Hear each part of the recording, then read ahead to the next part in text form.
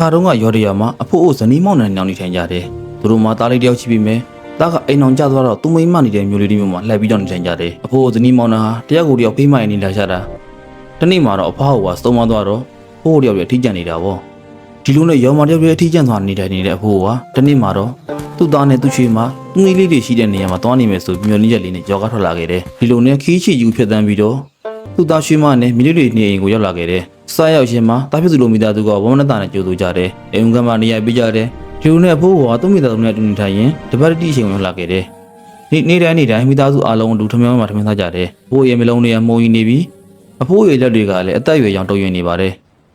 တစ်ခါဇွန်ခင်းလေးကိုလိုကြတယ်လို့တစ်ခါမှလည်းပကံနဲ့ကထမင်းနေဘေးနားကိုဖိတ်ကြပြီးကျမ်းပြုံမှာပေးပွားနေတာပေါ့တပတ်တိရှိတဲ့အချိန်ကိုရောက်လာတဲ့အခါမှာတားဖြစ်သူနဲ့ရှိမတို့ကမခံနိုင်တော့ဘူးဒီတော့သူတို့လင်မယားနောက်တိုင်ပင်ကြတယ်အဖေကထမင်းစားတဲ့အခါမှာဟိုဖိတ်ဒီဖိတ်တန်ကိုငါမခံနိုင်တော့ဘူးအဖေကထမင်းစားရင်အတန်မြည်တယ်ညစ်ပန်နေတာပဲအိမ်ပြင်မှာလည်းပေးပွားနေရောငါတို့တစ်ခုလောက်ကြအောင်လို့မရဖြစ်သူကိုတိုင်ပင်နေဒီလိုနဲ့သူတို့ကအဖိုးကိုထမင်းတဝိုင်းနဲ့တူစားကြမှာပေးတော့ပဲခန်းတောင်လေးမှာသွဲခုံသေးလေးနဲ့ကြွေးပါတော့တယ်ဘိုးကကြွေးပကံနဲ့စားတဲ့အခါမှာလည်းခဏပကံလေးလွတ်ကြတော့တဲ့အတွက်ကြောင့်တားဖြစ်သူကသလားကိုလေးလှုပ်ပြီးတော့အဖိုးကိုကြွေးတယ်အဲ့ဒီချိန်ကစားလို့အဖိုးကတိတိဆိုပဲအခန်းထောင်တွေကထမင်းသွဲလေးမှာစားရတယ်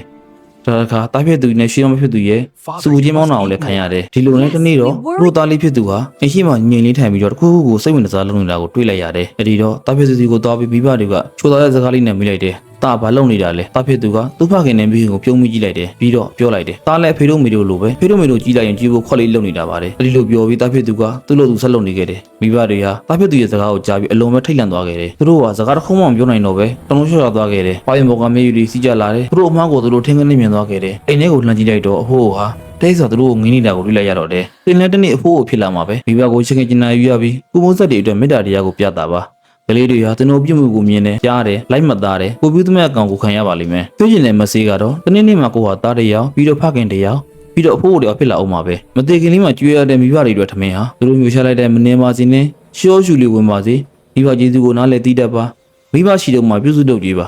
စိတ်ချမ်းသာအောင်ဂရုစိုက်ပါမိဘကျေးဇူးကိုစနိုင်တော့တသမီးဖြစ်နိုင်ကြပါစေ